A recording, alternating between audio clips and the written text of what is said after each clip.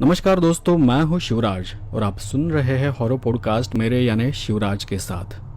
तो आइए, जिस कहानी के बारे में हम पिछले कई दिनों से बात कर रहे थे और जो मैंने कहा था कि ये कहानी बापू साहब के वाड़ा इस कहानी की तरह होने वाली है, तो आइए इस कहानी को शुरुआत करते हैं। हमारे यहाँ उस जमाने में ऐसी बड़ी हवेलियों को वाड़ा कहा जाता था, जिसमें अंदर एक आंगन होता था। आसपास 10-12 बड़े बड़े कमरे होते थे और जहाँ 3-4 परिवार एक साथ रहते थे। मैं काफी देर से गहरी सांस लेते हुए उस वाड़े के सामने खड़ा था। वाड़े का दरवाजा बंद था और मैं ये सोच रहा था कि क्या यहाँ कोई रहता भी है, क्योंकि वहां आसपास कुछ भी नहीं था। बाहर के सारे पेड़ सूखे पड़े थे, जमीन बंजर और घास सूखी थी, मानो सालों से वहां कोई रहता ना हो। छत पर कुछ कौवे बैठे थे और उनकी काय काय की आवाज के सिवा वहां दूसरी कोई आवाज नहीं थी। मैंने मन ही मन में सोचा कि मैं जिसे ढूंढ रहा हूं, क्या ये वही मकान है, क्या ये वही वाड़ा है। काफी देर सूटकेस पकड़े रहने के कारण मेरा हाथ दर्द करने लगा था। मैंने अपने हाथ का सूटकेस नीचे रखा और वाड़े के दरवाजे के पास चला गया। हल्के से दरवाजे की कुंडी बजाई और लगा जैसे मेरे आसपास का वातावरण एकदम से बदल गया है। लगा जैसे सब कुछ एकदम से शांत हो गया है। अंदर से मुझे कदमों की आहट सुनाई दे रही थी, दरवाजे तक चलकर आती कदमों की आवाज। मैं काफी देर तक उस दरवाजे को देखता रहा, एकटक, और मैंने पाया जैसे उस दरवाजे ने मेरी नजर को जकड़ रखा हो। तभी मुझे कहीं से एक बच्चे की रोने की आवाज सुनाई देने लगी। वहां का वातावरण इतना रहस्यमय हो गया था कि मैं बस खड़ा था। सांस जैसे अटक सी गई थी, मुझसे एक शब्द भी बोला नहीं जा रहा था। और तभी एक हाथ मेरे कंधे पर मुझे महसूस हुआ। पता नहीं क्यों, पर मेरा शरीर थरथराने लगा था। मैंने देखा कि मेरे कंधे पर एक सड़ा गला जला हुआ सा हाथ था। उसके स्पर्श से मेरा शरीर कांप रहा था। मेरे कानों पर एक आवाज पड़ी, महाशय, ओ महाशय, होश में आइए। कोई मेरे कंधे को पकड़कर हिला रहा था। मैं एकदम से उस भ्रम से बाहर आ गया और आश्चर्य से अपने चारों ओर देखने लगा, जैसे किसी ने मुझे नींद से जगाया हो। अरे कब से आवाज दे रहा हूं आपको, लेकिन आप हो कि सुन ही नहीं रहे। मैंने कोई जवाब नहीं दिया। मैं अब भी उस भ्रम के बारे में सोच रहा था। चलिए, मैं आपको ही ढूंढ रहा था। सरकारी बस स्थानक तक आपको ढूंढकर वापस आया हूं। सूटकेस को देखकर समझ गया कि आप ही वो महाशय होंगे जिन्हें ढूंढने मुझे मालिक काशी जी ने भेजा है। उसकी बातें सुनकर मैं पूरा होश में आ गया और उस तरफ देखने लगा, जो कि मुझे लगा था कि यही काशी जी का वाड़ा है। उसने मेरा सूटकेस सर पर उठाते हुए कहा, अच्छा हुआ दरवाजा नहीं खुला, वरना मुझे सिर्फ ये सूटकेस ले जाना पड़ता। आइए मेरे पीछे। वैसे आपको बता दूं, मैं काशी जी के यहाँ नौकर हूं और मेरा नाम गोपाल है। मैं चुपचाप उनके पीछे पीछे चलने लगा, पर मैंने न जाने कितनी बार मुड़कर उस वाड़े को देखा होगा। मैं बस उसे देखते जा रहा था जब तक कि वो वाड़ा मेरी नजर से ओझल नहीं हुआ। फिर हम कुछ संकरी गलियारों से गुजरते हुए एक खुले मैदान में चले गए। वो आदमी पूरे रास्ते गांव के बारे में, वहां के लोगों के बारे में बड़बड़ा रहा था। अचानक उसके दिमाग में क्या आया पता नहीं, उसने मुझे एकदम से रोका। जी, कहीं आपने उस दरवाजे की कुंडी तो नहीं बजाई ना? मैं भी उसके अचानक आए इस सवाल से कुछ पल के लिए सोच में पड़ गया और थोड़ा हड़बड़ा कर कहा, जी मुझे याद नहीं। और सच में मुझे याद नहीं आ रहा था कि मैंने कुंडी बजाई थी या नहीं। उसने आगे चलते हुए कहा, अच्छा चलो ठीक है, शायद नहीं बजाई होगी, बजाई होती तो शायद आप मिलते भी नहीं। उसके बार बार ऐसा कहने पर मैंने पूछा, क्या बात है, तुम बार बार ऐसा क्यों बोल रहे हो कि अगर मैंने कुंडी बजाई होती तो मैं नहीं मिलता? उसने बड़े शांति से कहा, अरे साहब, आप उस वाड़े के बारे में नहीं जानते। वो वाड़ा सालों से वहीं खड़ा है। कहते हैं कि वाड़े के अंदर खजाना है, बहुत कीमती खजाना, जो किसी को नहीं पता कि कहाँ है। तुम्हें तो पता है ना, तो तुम क्यों नहीं ढूंढते? अरे साहब, ऐसा नहीं है जैसा आप सोच रहे हो। वहां जाने की कुछ शर्तें हैं, और मजे की बात यह है कि वो शर्तें भी किसी को पता नहीं। मैंने फिर उससे उल्टा सवाल किया, कैसी शर्तें? अरे अभी तो मैंने कहा किसी को नहीं पता, तो मुझे कैसे पता होंगी? अरे तो उस वाड़े को तोड़ दो, जमीन में खुदाई कर देखो, इसमें इतनी बड़ी बात क्या है? एक दिन में वो खजाना मिल जाएगा। गोपाल ने मुस्कुराकर मेरी ओर देखते हुए कहा, यही तो बात है कि वो वाड़ा आज भी वही खड़ा है। जाने कितने सालों से मैं खुद उसे बचपन से देखता आ रहा हूं, और जहां तक मुझे पता है उसकी एक शर्त है जो सबको पता है कि अगर वाड़े को तोड़ा गया तो खजाना नष्ट हो जाएगा, किसी को कुछ नहीं मिलेगा। खजाने को पाने की कुछ शर्तें हैं जिन्हें पूरा करने पर ही वो खजाना मिलेगा। लेकिन दुख की बात यह है कि अब कोई उन्हें ठीक से जानता नहीं, बस यहां वहां की बातें करते रहते हैं। इसलिए तो लोग वहां जाने से डरते हैं। कहते हैं कि कोई अगर अकेले उस वाड़े का दरवाजा खटखटाए तो वाड़ा अंदर से खुल जाता है, उसे अपने अंदर ले लेता है। उस वाड़े में आज भी वहां रहने वाले लोगों की आत्माएं रहती है जो खजाने की रक्षा करती है। मैंने भी उसे हंसकर कहा, भूतों की बातें कर लोग बस मूर्ख बनाते हैं, इसलिए तो उसे तोड़ने से डरते होंगे, लेकिन मैं नहीं डरता। कभी ना कभी तो मैं वहां जाकर देखूंगा कि वहां क्या है। और तभी एक बूढ़ा अनजान आदमी एकदम से मेरे सामने आकर खड़ा हो गया, मुझे धक्का देने लगा। नहीं डरता? नहीं डरता? जा जा, तो जा ना, जा, जाएगा ना, जा जा, जाना, जा जा जा। और वो मुझ पर हंसने लगा, एकदम अजीब तरह से। उसे देख मैं पीछे हट गया और गोपाल मेरे बचाव में आगे आ गया। सुखी, भाग यहां से, पागल कहेगा, जा भाग, साहब को तकलीफ मत दे, जा मंदिर में जा, वहां तेरे लिए खाना रखा है। खाने का नाम सुनते ही वो भागता हुआ वहां से चला गया। मैं तो बस उसे देखते जा रहा था। गोपाल ने नीचे रखा बैग फिर से उठा लिया। अरे चलिए, ये तो ऐसे ही पागल है, मंदिर में बस पड़ा रहता है। ये तो बस खाना और खजाना, इन दो चीजों के लिए पागल है। अच्छा हाँ, तो मैं क्या कह रहा था कि उस वाड़े में भूत है जो उस वाड़े की खजाने की रक्षा करते हैं, और किसी ने वहां प्रवेश कर भी लिया तो वो उसे जिंदा नहीं छोड़ते। हम दोनों बातें करते करते एक मंजिला इमारत के सामने आ गए। असल में वो जगह गांव का चौराहा था जहां आसपास दुकानें थी, कपड़ों की, बर्तनों की और भी कई सारी। और वहीं ऊपर की मंजिल पर बैंक का दफ्तर था। उसने ऊपर की मंजिल की तरफ इशारा करते हुए कहा, साहब वो देखिए, वहां जो बड़ी पार्टी लगी है ना, वही आपका ऑफिस है, और इसी के पीछे एक वाड़ा है जहां आपके रहने का इंतजाम किया है, जिसे आप ढूंढ रहे थे। पर ऑफिस की चाबी मालिक के पास है, जो आपको शाम को मिलेगी। अब मैं आपको वाड़े पर छोड़ देता हूं, आप जाकर आराम कीजिए, मैं फिर शाम को आपको बुलाने आ जाऊंगा। गोपाल ने मुझे पीछे वाड़े पर छोड़ दिया। सफर के कारण मैं थका हुआ था और इसलिए हाथ मुंह धोकर मैं सीधे आराम करने चला गया। शाम को वक्त क्या हुआ था पता नहीं, बस दरवाजा बजा और मेरी नींद खुल गई। गोपाल दरवाजे में खड़ा था। मालिक ने आपको खाने पर बुलाया है। मैं तैयार होकर गोपाल के साथ चल दिया। काशी जी की हवेली काफी बड़ी थी। वो गांव के कुछ अमीर लोगों में से एक थे। उन्होंने मेरा स्वागत किया और थोड़ी बातें कर हम खाना खाने बैठ गए। खाना खाते समय अचानक मेरे मुंह से वो बात निकल गई, काशी जी, वो गांव के रास्ते में जो वाड़ा है वो किसका है? काशी जी ने नजर उठाते हुए घूर कर ही मुझे देखा, लेकिन मेरी बात का कोई जवाब नहीं दिया। नौकर भी थोड़ा हड़बड़ा गया और अंदर कमरे में चला गया, पर मैंने शांति से अपना खाना जारी रखा। एक गहरी सांस लेते हुए उन्होंने कहा, हमारा ही है, हमारे पूर्वज वहां रहा करते थे। पर अगर आप खजाने के बारे में पूछना चाहते हो तो एक बात आप ठीक से समझ ले कि वहां कोई खजाना वजाना नहीं है। मैंने थोड़ा हंसते हुए ही कहा, मैं भी गोपाल को वही कह रहा था कि वहां कोई खजाना नहीं है। गोपाल अंदर के कमरे से छुपकर बाहर देख रहा था। खाना खत्म होने के तुरंत बाद काशी जी ने कुछ चाबियां मेरे हाथ में थमा दी और गोपाल को देखते हुए कहा, इन्हें घर तक छोड़ाओ और ठीक से समझा दो। मुझे उनकी बात समझ नहीं आई कि उन्होंने ऐसा क्यों कहा, पर इतना बोलकर वो सीधे अंदर चले गए। शायद वो मेरी बात से नाराज थे। गोपाल अपने सर पर हाथ मारते हुए बाहर आ गया और मुझे खींचकर ही बाहर ले गया। अरे साहब, आपको उनसे ऐसी बात नहीं करनी चाहिए थी। आपको नहीं पता, पर उनका पूरा परिवार वहां जलकर राख हुआ है। गोपाल की बात सुनकर मुझे दुख हुआ। तुमने मुझे पहले क्यों नहीं बताया?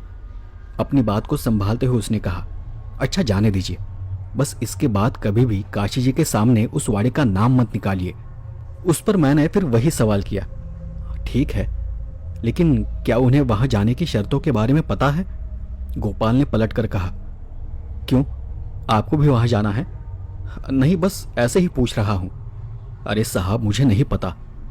तभी वो पागल आदमी फिर से मेरे सामने आ गया। जाएगा, जाना, जा जा जा जा तुझे भी खजाना चाहिए होगा ना जा जा जा। इस बार गोपाल ने उसे पीछे धकेल कर कहा, सुखी, क्यों बार बार हमें तंग कर रहा है? जा, भाग यहां से, तेरे लिए घर के बाहर खाना रखा है, जाकर खा ले। खाने का नाम सुनकर वो फिर से वहां से भाग गया। मैं अपने वाड़े पर आया और उस भूतिया वाड़े के बारे में सोचते हुए ही सो गया।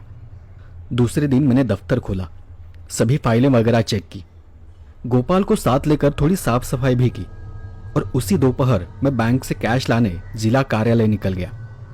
जिला कार्यालय से वापस आते आते मुझे शाम हो गई थी।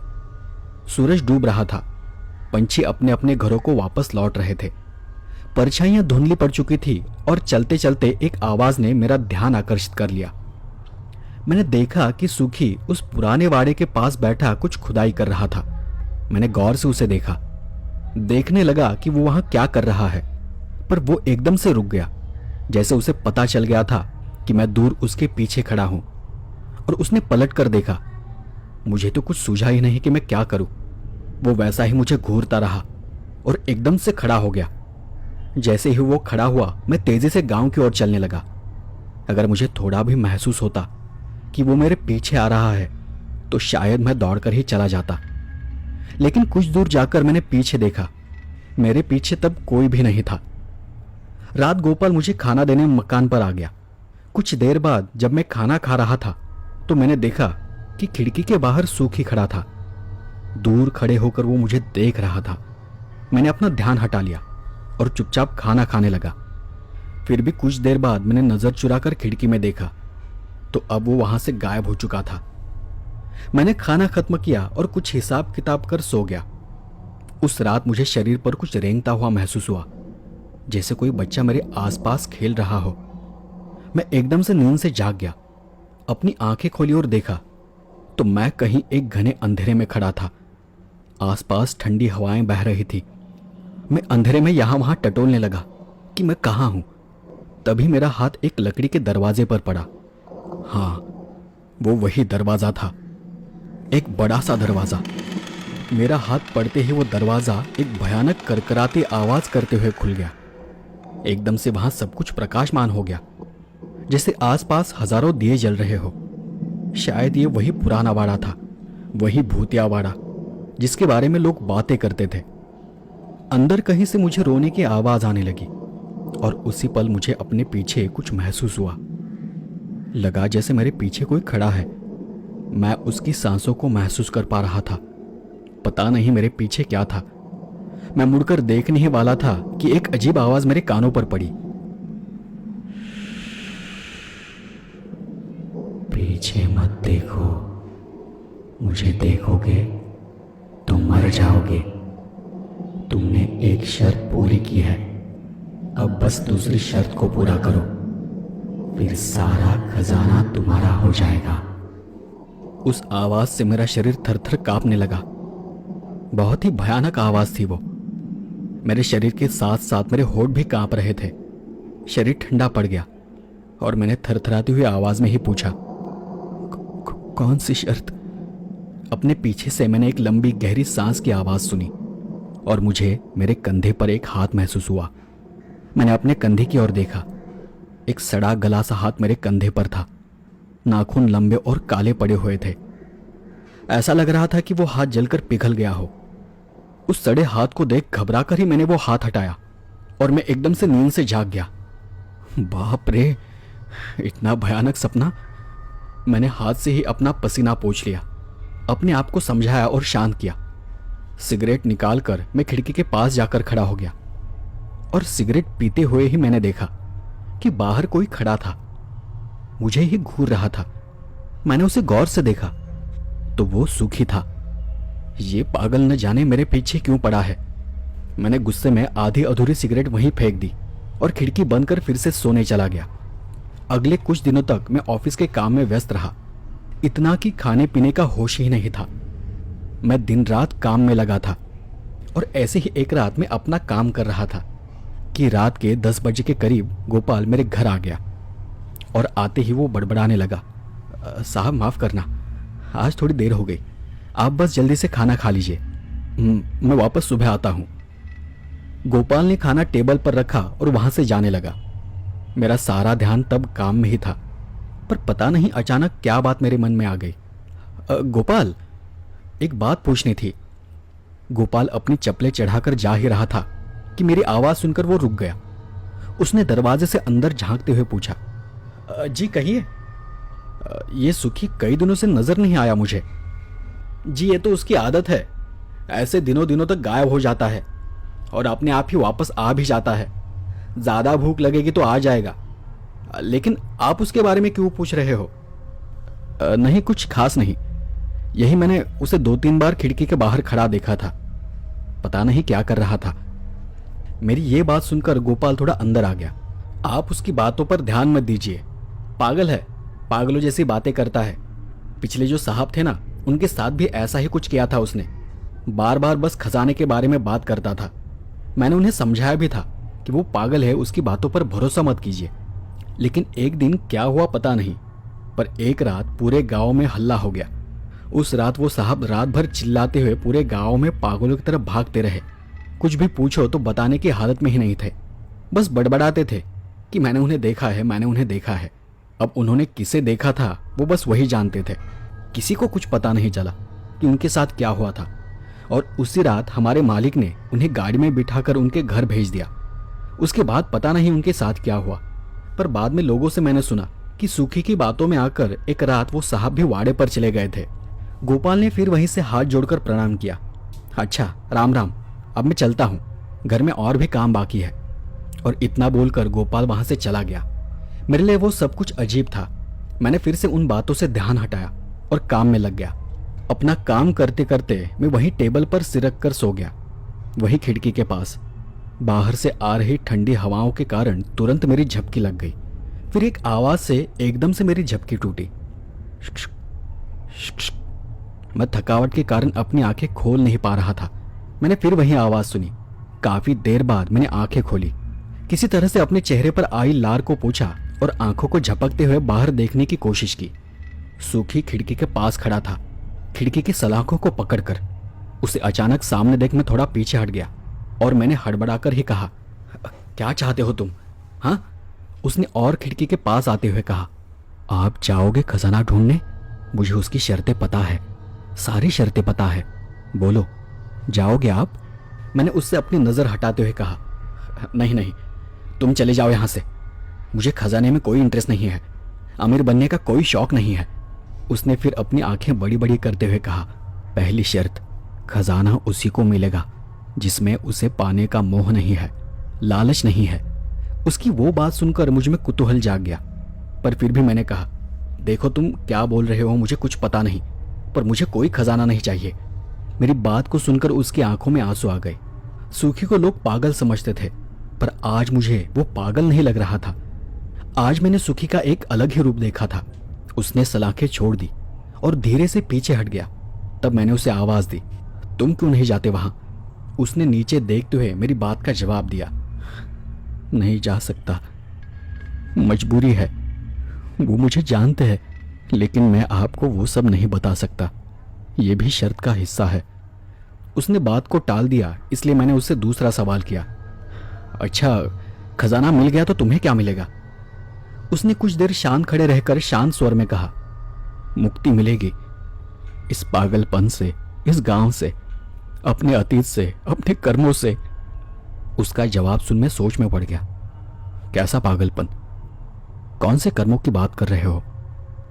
मैं अभी आपको कुछ नहीं बता सकता। आप अगर मेरे साथ आने को तैयार हो तो ही मैं कुछ बता पाऊंगा।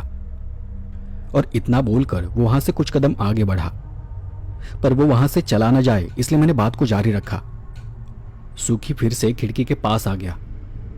सबसे पहली बात, अगर आप आने को तैयार है तो मेरी इस बात को ध्यान से सुने।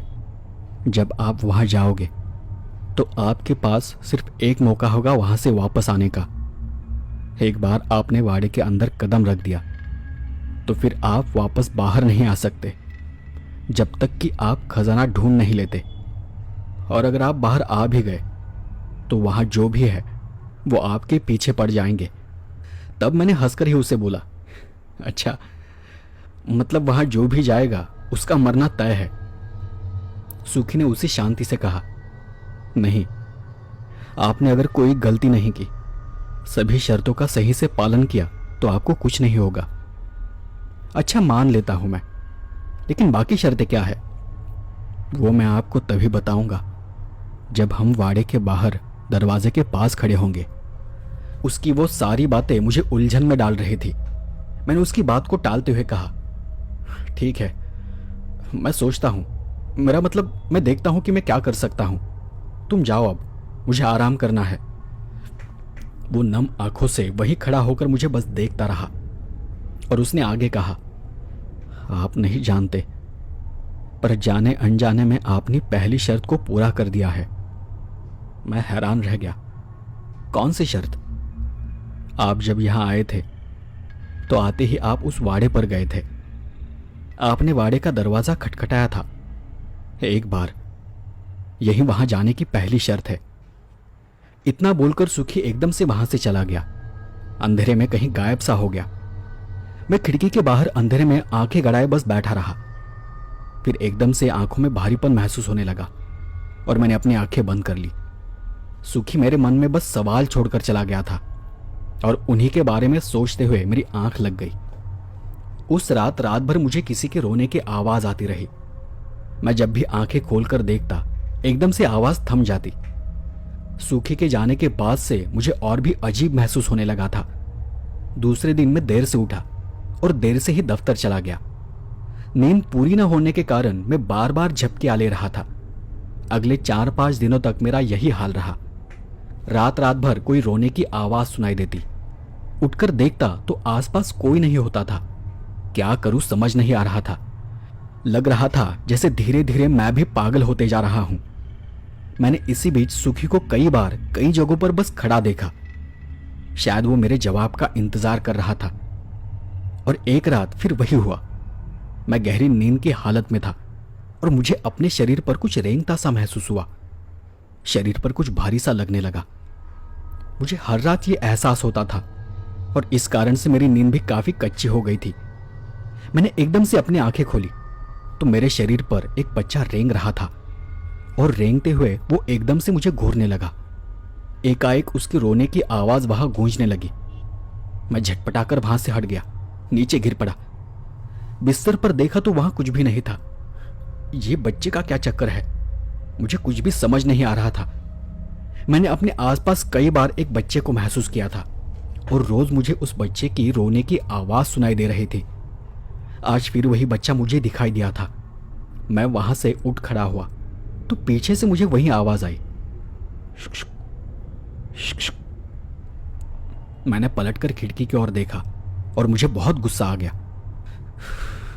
मेरे साथ ये सब क्या हो रहा है? तुमने मेरे साथ क्या किया है? मुझे बहुत दिनों से नींद नहीं आ रही। नींद आती है तो आवाजें सुनाई देती है। मैं पागल हो जाऊंगा सुखी। तुम्हें समझ नहीं आता कि मुझे खजाना नहीं चाहिए। मुझे बस शांति से जीने दो। मैं सुखी पर चिल्लाए जा रहा था। वो चुपचाप वहां से चला गया। लेकिन उसके जाने के बाद उस रात पहली बार मुझे शांति से नींद आई। शायद गुस्सा करने के कारण सब कुछ अपने आप शांत हो गया था। उस दिन के बाद मुझे कोई बुरा एहसास नहीं हुआ। अब सब कुछ रुक गया था अचानक से। मैं अगले दिन सुबह अपने गांव चला गया। सोचा कि घर वालों के साथ कुछ दिन बिताऊंगा तो मन शांत हो जाएगा। गांव से वापस आने के बाद मैं फिर से फ्रेश माइंड से काम में लग गया। अगले 2-4 दिन इतना काम रहा कि मेरा सारा ध्यान, मेरा सारा समय काम में ही व्यस्त रहा। सारे रिकॉर्ड ढूंढने में और उन्हें ठीक करने में मेरा सारा वक्त जा रहा था। उसके 4-5 दिन बाद मुझे महसूस हुआ कि इतने दिनों में सुखी मुझे कहीं दिखाई ही नहीं दिया, या शायद मैं ही काम में व्यस्त था। एक दिन सुबह गोपाल खाना लेकर मेरे घर आ गया तो मैंने उसे बैठने के लिए कहा। अरे गोपाल, सुखी दिखाई नहीं दिया मुझे। काफी दिन हो गया है। सुखी का नाम सुनते ही गोपाल के चेहरे का रंग उड़ गया और उसने गंभीर स्वर में कहा, यह बात तो मैं आपको बताना ही भूल गया। क्या आपको पता नहीं कि सुखी की मौत हो गई है?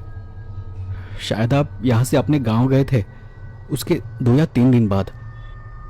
गोपाल की बात सुनकर मेरे तो होश ही उड़ गए। क्या? कैसे हुआ ये? पता नहीं, लेकिन उसकी लाश वाड़े के बाहर पड़ी हुई थी। काशी जी ने ही उसका अंतिम संस्कार कराया है। सुखी के बारे में सुनकर मुझे दुख हुआ। तभी गोपाल ने आगे कहा, पर एक दिन एक अजीब बात हुई थी। सुखी उस शाम मुझे रास्ते में मिला था। अच्छे से बात भी कर रहा था। लगा जैसे वो एकदम से ठीक हो गया हो। उसने मुझे बस इतना कहा कि साहब से कहना कि उस शाम में जहां बैठा था वही उनके सारे सवालों के जवाब मिल जाएंगे। और इतना बोलकर वो फिर से पागलों जैसी हरकतें करने लगा। दौड़ता हुआ ही वहां से चला गया। मैं तो उसका यह रूप देखकर हैरान था। समझ ही नहीं पाया कि वो सच में पागल है या फिर ठीक है। गोपाल की बात सुन मैं भी सोच में पड़ गया। कौन सी शाम, कौन सी जगह? मुझे याद ही नहीं आ रहा था कि वो किस जगह के बारे में बात कर रहा था। ज्यादातर मैंने उसे मंदिर में चौक में ही खड़ा देखा था। उसी दिन दोपहर मैं वापस पैसे लाने जिला कार्यालय चला गया। गांव वापस आते आते मुझे हमेशा की तरह शाम हो गई। सूरज की लाली आसमान में फैल रही थी। पंछी चहचहा रहे थे और चहचहाते हुए अपने अपने घरों को लौट रहे थे। शाम का बहुत ही शांत और सुंदर वातावरण था और एकदम से मेरा ध्यान रास्ते से दूर खड़े उस वाड़ी की ओर चला गया। वहां देख एकदम से सुखी का चेहरा मेरे नजरों के सामने आ गया। मुझे याद आ गया कि एक शाम सुखी यही सीढ़ियों के पास बैठा था। सीढ़ियों के पास कुछ खुदाई कर रहा था। कहीं उसने वहां कुछ छुपाया तो नहीं? मैं वहीं पर रुककर इस बारे में सोचने लगा। गांव के लोग उस वक्त रास्ते से गुजर रहे थे, इसलिए सोचा कि अंधेरा होने के बाद वहां जाऊंगा और देखूंगा कि वहां क्या है। वरना गांव के लोगों ने मुझे देख लिया तो सोचेंगे कि मैं भी खजाने के लिए पागल हो गया हूं। धीरे धीरे सब कुछ अंधेरे में डूबता चला गया। घना अंधेरा होने के बाद मैं अकेला ही वहां चला गया। मैंने अपने साथ एक बड़ा पेचकस और एक छोटी टॉर्च ले ली थी। अंधेरे में टटोलते हुए मैं वाड़े की तरफ जा रहा था। वहां पहुंचते ही मुड़कर मैंने यहां वहां देखा। सब तरफ नजर घुमा ली। दूर दूर तक वहां कोई नहीं था तो बस घना अंधेरा, गहरा सन्नाटा, बस हवाओं की साए साए करती आवाज थी। मैं धीरे से सीढ़ियों के पास बैठ गया और उस जगह को ढूंढने लगा जहां खुदाई के निशान हो। वहीं एक जगह पर एक छोटा मिट्टी का ढेर लगा था। मैंने जेब से पेचकस निकाला और उस जगह को खोदना शुरू किया। ज्यादा देर नहीं लगी मुझे। थोड़ी सी खुदाई करते ही एक कपड़े का थैले जैसा कुछ पेचकस में फंसकर जमीन से बाहर आ गया। मैंने उस पर से मिट्टी साफ कर उसे खोल कर देखा। उसमें एक पुराना कागज जैसा टुकड़ा था। मैंने उस टुकड़े को खोला और उसे पढ़ने लगा। अगर आप इस कागज को पढ़ रहे हो तो मैं आपको बताना चाहता हूं कि मुझे अब भी मुक्ति नहीं मिली है। मरने से मुक्ति नहीं मिलती, मुक्ति कर्मों से होती है। मैं इस कागज में सब कुछ लिख नहीं पाऊंगा, पर मैं आपको सच बताना चाहता हूं कि यहां कोई खजाना नहीं है। पर वहां क्या है यह भी मैं आपको बता नहीं पाऊंगा। यही शर्त है। मैंने बता दिया तो आप उसे कभी ढूंढ नहीं पाओगे या वो कभी मिलेगा नहीं। बस इतना बता दूं कि जो कुछ यहां था सब जलकर राख हो गया है। मैंने ही सब कुछ जला दिया था, अपने परिवार को भी। पर यहां कुछ है जो मुक्ति के लिए तरस रहा है, ठीक मेरी तरह। बाकी आपके जो भी सवाल है उन सारे सवालों के जवाब आप मेरे सबसे करीबी दोस्त काशी जी से पूछ सकते हैं। आप बस उनके सामने मेरा नाम ले लीजिए, वो आपको सब बता देंगे। अब ये आप पर है कि आप क्या करना चाहते हैं। अगर आप मेरी मदद करना चाहते हैं तो पीछे की ओर लिखी शर्तों को पढ़ ले, वरना इस कागज को जलाकर यहीं पर फेंक दे। मैंने उस कागज को पलटा और उस पर लिखी शर्तों को पढ़ने लगा। सबसे पहले सिर्फ एक बार दरवाजे की कुंडी बजानी है, फिर थोड़ा इंतजार करना। अंदर से कदमों की आहट सुनाई देगी, मतलब कोई अंदर से चलकर दरवाजे तक आ जाएगा। लेकिन उस आवाज से घबराना नहीं, बस शांत खड़े रहना। अब दूसरी शर्त, यहां एक बात पर ध्यान दीजिए कि अगर आप वापस लौटना चाहते हो तो 2 बार कुंडी बजाने से पहले लौट सकते हो, लेकिन अगर आपने 2 बार कुंडी बजा दी तो आप पीछे नहीं हट सकते। वहां की सभी बुरी आत्माएं आपके पीछे पड़ जाएंगी, आपकी जान ले लेंगी। 2 बार खटखटाने का अर्थ है कि आप अपनी मर्जी से अंदर जाने को तैयार है। जब कदमों की आवाज थम जाए उसके बाद 2 बार कुंडी बजानी है। कुंडी बजाते ही झट से अपनी आंखें बंद कर लीजिए, क्योंकि आप उन्हें देख नहीं पाओगे। उन्हें देखते ही आपकी आंखें फट जाएंगी, आपको कुछ समझ नहीं आएगा और वो आपको आसानी से मार देंगे। आप जब तक उन्हें देखते नहीं वो आपका कुछ भी बिगाड़ नहीं सकते। फिर जब दरवाज़ा खुलेगा आपको बस कुछ कदम अंदर जाना है। अंदर जाते ही दरवाज़ा फिर से बंद हो जाएगा। अब कुछ भी हो जाए आपको अपनी आंखें बंद रखनी है। अब तीसरी शर्त, भ्रम से बचिए। कोई आवाज़ दे, कोई बात करे, कोई पहचानी आवाज़ सुनाई दे तो भी जवाब मत दीजिए। बस किसी से बात नहीं करनी है, चुपचाप चलते रहना है जब तक कि एक बड़ा सा लकड़ी का बक्सा मिल नहीं जाता जिसमें एक बहुत प्यारी सी चीज़ है। आपको बस उसे वाड़े से बाहर लेकर आना है। अब शायद ऐसा भी होगा कि आपको बक्सा मिलने के बाद भ्रम भी हो सकता है कि क्या ये वही बक्सा है जिसे मैं ढूंढ रहा हूं। लेकिन एक बात याद रखना कि जिस वक्त आपको आपके अंदर की आवाज़ कहे कि हाँ ये वही चीज़ है, यही वो बक्सा है जिसे मैं ढूंढ रहा हूं, तब आप अपनी आंखें खोल सकते हैं। बस अपनी अंदर की आवाज़ पर भरोसा कीजिए, आपको कुछ नहीं होगा। इतना ही लिखा था उस कागज़ में और अब मुझे निर्णय लेना था कि मुझे आगे क्या करना है। मैं उस कागज़ को जेब में रख आहिस्ता से दरवाजे के पास जाकर खड़ा हो गया। बिना कुछ सोचे मैंने एक बार दरवाजे की कुंडी बजा दी और मैं बस शांत खड़ा रहा। असल में मैं बस देखना चाहता था कि सही में कदमों की आवाज़ आती है या नहीं, और उतना कर मैं वहां से वापस जाने वाला था। लेकिन सब कुछ एकदम से बदल गया। कुंडी बजाते ही सब शांत हो गया, एकदम गहरा सन्नाटा। वो एहसास ऐसा था कि अचानक मैं किसी अंधेरी दुनिया में चला गया हूं। अगले पल गहरे सन्नाटे में मुझे अंदर से आती कदमों की आहट सुनाई देने लगी, ठीक वैसी जैसा सुखी ने कहा था। और अंदर से आती उस आवाज को सुनकर मेरी हिम्मत ने जवाब दे दिया, और उस पल में वहां से निकलने ही वाला था कि मुझे अपने पीछे कुछ महसूस हुआ। मेरे पीछे कोई खड़ा था। मैं उसकी सांसों को महसूस कर पा रहा था, लेकिन मुड़कर देखने की मुझ में हिम्मत नहीं थी। मैं काफी डरा हुआ था और उसी पल एक अजीब डरावनी आवाज मेरे कानों पर पड़ी। पीछे मत देखो, मुझे देखोगे तो तुम मर जाओगे। दूसरी शर्त को पूरा करो। मैंने ये आवाज सुनी थी सपने में। ये वही आवाज थी। मेरा शरीर थर-थर कांपने लगा जैसे मैं फंस चुका हूं। मुझे मेरे कंधे पर एक हाथ महसूस हुआ। मेरे कंधे पर वही सड़ा गला सा हाथ था, लंबे काले पड़े नाखून थे। इस बार उसे हटाने की मेरी हिम्मत नहीं थी, क्योंकि यह सच था। मैंने डर के मारे पहले ही अपनी आंखें बंद कर ली और न जाने क्या सोचकर मैंने 2 बार कुंडी बजाई।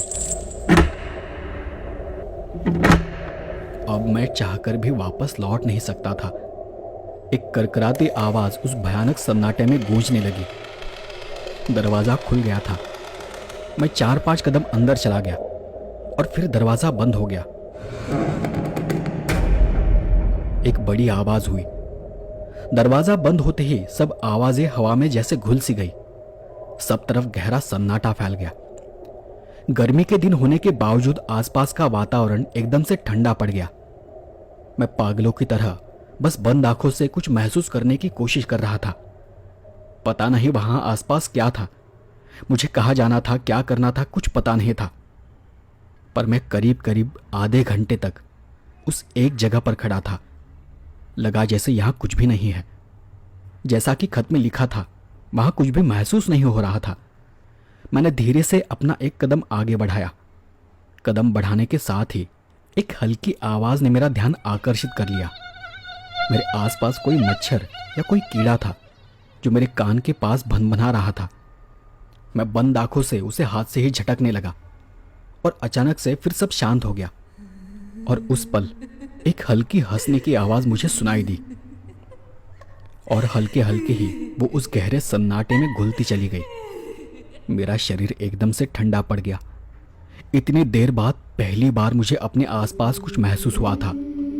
कुछ समझ नहीं आ रहा था। मैं कुछ देर उसी जगह पर खड़ा रहा और अब मुझे दूर कहीं से एक गुनगुनाने की आवाज सुनाई देने लगी। मैं देख नहीं सकता था, पर वो किसी औरत की आवाज थी और धीरे धीरे सब कुछ सामान्य हो गया। हे भगवान, ये मैं कहां फंस गया हूं? अरे साहब, आप यहां क्या कर रहे हैं? चलिए, काशी जी ने आपको बुलाया है। मैं कब से आपको ही ढूंढ रहा था। आप ठीक कह रहे थे कि ये भूत वूत कुछ नहीं होता। ये मेरे पीछे से आती आवाज थी। गोपाल, गोपाल यहां कहां से आ गया? लेकिन मैंने उस आवाज का जवाब नहीं दिया। आप कुछ बोलते क्यों नहीं साहब? क्या आप भी भूतों से डरते हो? डरपोक हो आप भी, बाकी लोगों की तरह। मेरे दिमाग ने काम करना बंद कर दिया। आगे बढ़ने की हिम्मत नहीं थी मुझ में। पता नहीं मेरे साथ आगे क्या क्या होने वाला था। मेरे लिए अब पीछे जाने के सारे रास्ते बंद हो चुके थे। बचने का बस एक ही रास्ता था कि बक्से को ढूंढो और वहां जो भी चीज है उसे लेकर बाहर चले जाओ।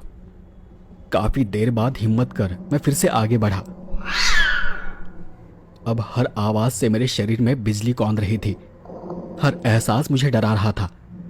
मैं चुपचाप धीरे धीरे चलता रहा। वहां नहीं, अपनी दाई तरफ के कमरे में वो बक्सा है जिसे तुम ढूंढ रहे हो। यह किसी औरत की आवाज थी और एकदम से किसी ने मेरा हाथ पकड़ लिया। मेरा पूरा शरीर एक बार की फिर से कांप उठा। मैंने पहले से बंद आंखों को और कसकर बंद कर लिया। उसके हाथ का स्पर्श एकदम खुरदुरा था, पर मैं थरथराते हुए अपनी जगह पर डट के खड़ा रहा। एक इंच भी नहीं हिला। चलो मेरे साथ, मैं तुम्हें असली खजाना दिलाती हूं। मैंने कोई जवाब नहीं दिया, बस डर के मारे जोर जोर से सांस लेता रहा और धीरे धीरे उस हाथ की पकड़ छूटती चली गई। अब मुझ में थोड़ी हिम्मत आ गई थी। मैं इतनी देर में इतना तो जान गया था कि ये सब बस मुझे डरा रहे हैं, बाकी कुछ नहीं कर रहे। ये शायद कुछ कर नहीं सकते जब तक कि मैं अपनी आंखें खोल नहीं देता, जब तक कि मैं इनकी बात का कोई जवाब नहीं देता। और इस बार मैं कुछ कदम आगे बढ़ा। तुम्हें हमसे डरने की जरूरत नहीं है।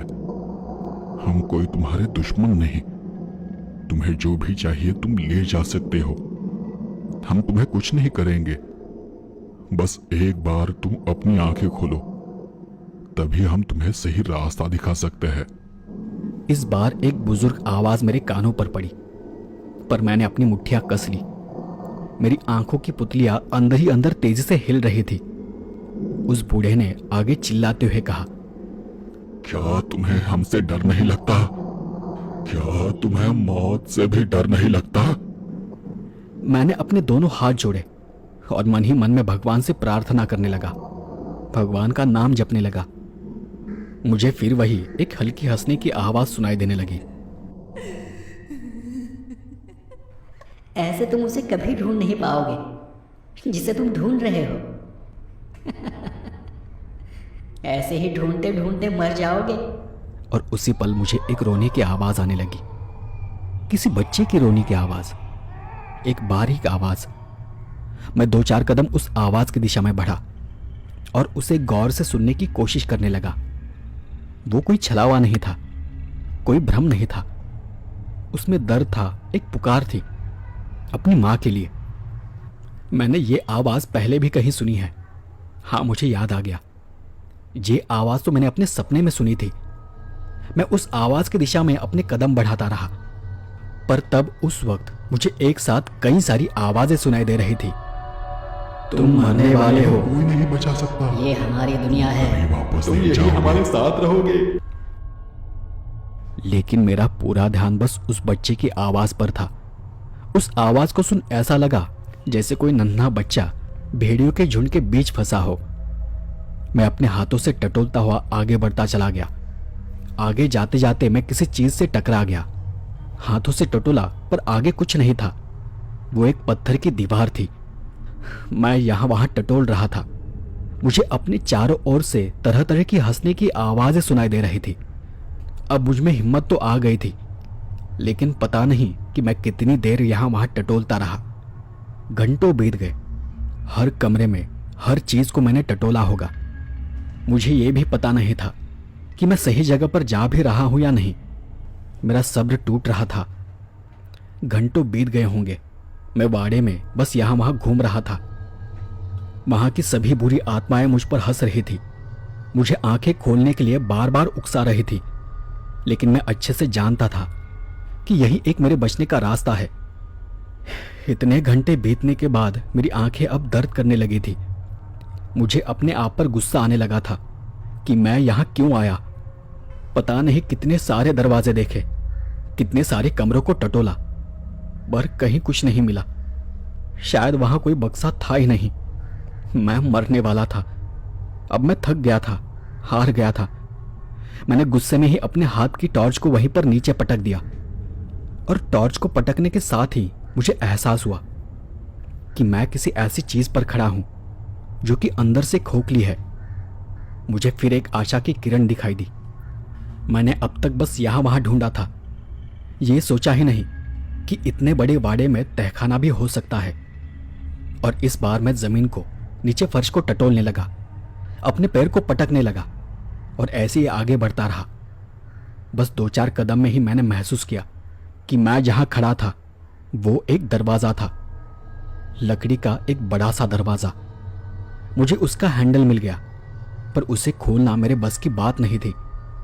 मुझे याद आया कि मेरी जेब में पेचकस है। मैंने उसे तुरंत जेब से निकाला और उसके सहारे मैंने उस पुराने जमे दरवाजे को पूरी ताकत लगाकर खोला। उसे खोलते ही एक प्यारी सी सुगंध मेरे आसपास फैल गई। मतलब मैं सही रास्ते पर था। मैं वहां की सीढ़ियों को टटोलता हुआ नीचे उतरा और वहीं मुझे एक बड़ा सा बक्सा मिला। मुझे यकीन नहीं हो रहा था कि आखिरकार मैंने उस लकड़ी के बक्से को ढूंढ लिया था। मैंने बंद आंखों से टटोलते हुए उस बक्से को खोला तो वहां और भी सुगंध फैल गई। मैं जान चुका था कि मैं सही बक्से के पास हूं। मैंने खुशी से अपना हाथ उस बक्से के अंदर डाला तो वहां मुझे एक नरम मुलायम सा स्पर्श हुआ। मेरे स्पर्श के साथ ही मुझे रोने की आवाज सुनाई देने लगी। मैंने उसके पूरे शरीर को स्पर्श किया, जैसे कोई माँ अपने बच्चे को स्पर्श करती है। वो बच्चा शांत हो गया। ये ठीक वही एहसास था जैसा सुखी ने बताया था। मेरे अंदर की ममता की आवाज मुझे बता रही थी कि यही वो चीज है जिसे मैं ढूंढ रहा हूं। मैंने उसे अपने हाथों में उठा लिया, उसे गले से लगाया और पूरे शरीर में एक प्यार भरा ठंडा एहसास हुआ। और उस वक्त मैंने बिना डरे अपनी आंखें खोल कर देखा। सच में मेरे हाथों में एक प्यारा सा नन्हा सा बच्चा था। पता नहीं क्यों, पर उसे देख मेरी आंखों में आंसू आ गए। क्या सुखी इतने सालों से इसे ढूंढ रहा था? क्या यही उसका खजाना था? मैं वहां से उठकर तेजी से पीछे चलने लगा। अब मुझे जल्द से जल्द वापस जाना था। मैंने अपनी आंखें उसी बच्चे पर गड़ा कर रखी और मैं सीढ़ियां चढ़ते हुए उस बड़े दरवाजे की ओर बढ़ता गया। अब तुम मरने वाले हो, तुम मरने वाले हो, तुम मरने वाले हो। हम तुम्हें नहीं छोड़ेंगे, तुम्हें मार देंगे। मुझे अपने चारों ओर से डरावनी आवाजें आ रही थी, वहीं भयानक हंसी सुनाई दे रही थी। लेकिन मैंने सभी आवाजों को नजरअंदाज किया और बस सीधे चलता रहा। इस बार मुझे उनकी चीखें सुनाई दे रही थी। वो सब मेरे आसपास थे, मेरे आसपास ऊपर मंडरा रहे थे। आखिरकार मुझे दरवाजा खुलने की आवाज आई और मैं तेजी से बाहर चला गया। बाहर जाते ही सभी आवाजें अचानक से बंद हो गई। सब फिर से शांत हो गया। बस एक बारीक सी आवाज मेरे कानों में काफी देर तक गूंजती रही। फिर धीरे धीरे वो भी कम होती गई। मैंने सामने देखा। मेरे सामने एक औरत खड़ी थी। सड़ा गला चेहरा, सड़े गले हाथ, लंबे नाखून। लेकिन उसे देख मुझे जरा भी डर नहीं लगा। बच्चे को देख उसकी आंखों में आंसू भर आए थे। उसने अपने दोनों हाथ आगे बढ़ाए। मैंने बच्चे को उसके हाथ में दे दिया। बच्चे को गले लगाकर वो मुसमुसाकर रोने लगी और देखते ही देखते उसका हाथ, उसका शरीर, सब कुछ बदलने लगा। वो एक सुंदर औरत में बदल गई। मैंने देखा कि वही थोड़ी दूर सुखी खड़ा था, जिसके चेहरे पर खुशी की मुस्कान थी। उसने मुझे देख दूर से ही अपने दोनों हाथ जोड़े और मुझे धन्यवाद दिया। पर वो सब कुछ देख मेरा दिल भर आया था। सवेरे के उगते सूरज की किरणों के प्रकाश में सुखी, वो औरत और उस नन्हे बच्चे की, उन सभी की परछाइयां घुलती चली गई, किसी चमकते सोने की तरह। और एक तेज रोशनी मेरे आसपास फैल गई, हर तरफ। मैं कुछ भी देख नहीं सका। मैं शांत मन के साथ वहीं सीढ़ियों पर बैठा रहा। मेरा सारा शरीर कोयले सा काला पड़ चुका था। काफी देर बाद मैं काशी जी के वाड़े पर चला गया, उसी हालत में। उनका दरवाजा खुला ही था। वो अपने कमरे में आराम कुर्सी में बैठे थे। उनका ध्यान मेरी ओर नहीं था, लेकिन शायद वो समझ गए थे कि मैं दरवाजे के पास खड़ा हूं। उन्होंने मेरा आना महसूस कर लिया था और मुझे बिना देखे ही उन्होंने कहा, अंदर आइए। मैं उनके करीब एक दूसरी कुर्सी पर बैठ गया। उन्होंने एक बारगी अपनी आंखें बंद की और एक गहरी सांस लेते हुए कहा, सालों बीत चुके हैं इस बात को। मैंने कभी किसी को नहीं बताया और मेरे सिवा किसी को पता भी नहीं कि वहां क्या हुआ था। ये उन दिनों की बात है जब सुखी मेरा बहुत अच्छा दोस्त था। गरीब था लेकिन ईमानदार था। हम दिन दिन भर साथ रहते थे, घूमते थे, फिरते थे, मौज करते थे। लेकिन घर में किसी को पता नहीं था कि उसने चुपके से मेरी बहन से शादी कर ली थी। मुझे भी नहीं। सुमति नाम था उसका। वो दोनों एक दूसरे से बहुत प्यार करते थे। उन दिनों हम सारे परिवार वाले उस वाड़े में रहते थे, उसी हवेली में, पूरा परिवार। एक रोज अचानक पता चला कि सुमति गर्भवती है और तब पूरे परिवार को उनके रिश्ते के बारे में पता चला। लेकिन वक्त हाथ से निकल चुका था। पूरे परिवार ने सुखी और सुमति के रिश्ते का विरोध किया। गांव में किसी को कुछ पता न चले, इसलिए घर वालों ने सुमति को एक कमरे में बंद कर दिया। आखिरकार सुमति ने उसी कमरे में बच्चे को जन्म दिया। यहां सुखी सुमति से मिलने के लिए तड़प रहा था। उससे एक बार बात करने के लिए घर वालों को मना रहा था, पर घर वालों को अपनी धन दौलत पर घमंड था। उस वक्त मुझे नहीं पता था कि घर में क्या हो रहा है, क्योंकि घर वालों ने ही मुझे घर से बाहर भेज दिया था। मैं काफी दिनों तक किसी काम से घर से बाहर था, चाहकर भी उनकी मदद नहीं कर पा रहा था। घर वाले सोचते थे कि गांव वाले क्या कहेंगे, लोग क्या कहेंगे।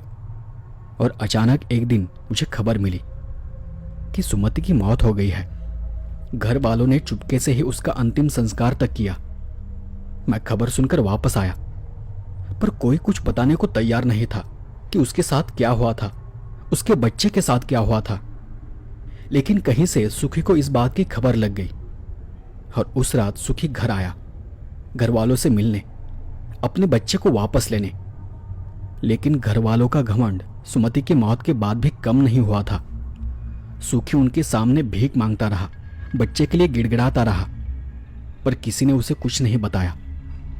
मुझे भी बस इतना पता था कि घर वालों ने बच्चे को कहीं छुपा कर रखा है, पर कहा वो कोई नहीं बता रहा था। सुखी ने गुस्से में आकर घर में सब जगह उसे ढूंढा, पर उसे उसका बच्चा कहीं नहीं मिला। गुस्से में वो मेरे परिवार पर चिल्लाने लगा, उन्हें मारने की, जला देने की धमकी देने लगा। तब घर वालों ने उसका मजाक उड़ाया और उसे कहा कि सुमति के साथ साथ ही उन्होंने उस नाजायज रिश्ते का, उस बच्चे का भी अंतिम संस्कार कर दिया है। यह सुनकर सुखी गुस्से से लाल हो गया। वो गुस्से में ही वहां से चला गया। उस रात उसने मुझे खबर भेजी और गांव के बाहर मिलने बुलाया। मैं भी चुपके से उससे मिलने चला गया। सोचा कि उसे समझा दूंगा, उसे मना लूंगा, उसका गुस्सा शांत कर दूंगा। मैं उसे बताना चाहता था कि उसका बच्चा जिंदा है और कहा है वो हम ढूंढ लेंगे। और मैं गांव के बाहर उसका इंतजार करता रहा। बाहर रात उसने वाड़े को बाहर से बंद कर पूरे वाड़े को आग के हवाले कर दिया। वाड़ा जल रहा था, राख हो रहा था। वो मेरा दोस्त था, सिर्फ इसलिए उसने मुझे घर से बाहर रखा, मुझे बचाने के लिए। और जब वो मुझे मिला तब मैंने उसे बताया कि बच्चा हवेली में ही है, जिंदा है, उसे कहीं छुपा कर रखा है, किसी बक्से में, जो कि मुझे आज ही पता चला है। लेकिन हम वापस पहुंचते तब तक सब कुछ जलकर राख हो चुका था। उस रात वो दर्द से रोता रहा, चीखता रहा। उसने जाने अनजाने में ही अपने खुद के बच्चे को वाड़े के साथ ही जला दिया था। इस बात से वो पागल हो गया। उस दिन के बाद हम फिर कभी नहीं मिले भी तो कभी बात नहीं की। मैं उसके दुख को समझता था, लेकिन अब मेरा दुख उससे बड़ा था। मैंने अपने पूरे परिवार को खो दिया था। बस एक बार उसने मुझे बताया था कि सुमति की आत्मा उसे दिखाई देती है। वो वाड़े के अंदर जाने के लिए तड़प रही है, अपने बच्चे से मिलने के लिए तड़प रही है। पर वो लोग आज भी वही है, उन सब की आत्माएं वही है, और वो उसे और मुझे अंदर जाने नहीं देती। गांव के लोग भी वहां के बुरे अनुभव के बारे में जानते थे और कोई भी वहां जाने को तैयार नहीं होता था। मैंने भी उसकी मदद करने से इनकार कर दिया। इसलिए फिर सुखी ने जानबूझकर ये अफवाह फैलाई कि उस वाड़े में खजाना है, ताकि किसी की मदद से वो अपने बच्चे की आत्मा को उनके चंगुल से छुड़ा सके। और शायद आज वो हो गया। मैंने कभी सुखी से कहा नहीं, लेकिन मुझे भी सुमति की आत्मा दिखाई देती है हर रोज। आज पहली बार मुझे वो दिखाई नहीं दी, और तब जाकर मुझे एहसास हुआ कि शायद उसकी आत्मा को मुक्ति मिल गई है। और तुम्हें देख मुझे पूरा यकीन हो गया। इतना बोलकर वो चुप हो गए। खिड़की से बाहर दूर शून्य में ताकते बैठे रहे। काशी जी की सारी बातें सुनने के बाद मैंने उनसे एक शब्द भी नहीं कहा और मैं चुपचाप वहां से उठकर चला गया। आज बहुत दिनों बाद मैं शांति से अपनी नींद पूरी करने वाला था। तो दोस्तों, आपको यह कहानी कैसी लगी मुझे कमेंट कर जरूर बताएं। और जैसा कि मैंने कहा है कि आपको इस चैनल पर मेरी ही आवाज में कहानियां सुनने को मिलेंगी, लेकिन मैं जिस दूसरे चैनल पर काम कर रहा हूं उस चैनल को बढ़ाने के लिए आप मेरी मदद कर सकते हैं। आपकी जो भी राय है कि वो चैनल अच्छा नहीं है, एनिमेशन अच्छा नहीं है, इन बातों को मैं समझता हूं, लेकिन चीज़ें धीरे धीरे सुधर जाएंगी और सब कुछ ठीक हो जाएगा। मुझे यकीन है कि वो चैनल भी इस चैनल की तरह अच्छा ग्रो करेगा, उस पर भी मेरी आवाज़ आएगी। बस थोड़ा समय दीजिए, मैं धीरे धीरे चीज़ों को जोड़ रहा हूँ। मिलते हैं अगले एपिसोड में ऐसी ही किसी डरावनी कहानी के साथ। तब तक के लिए धन्यवाद।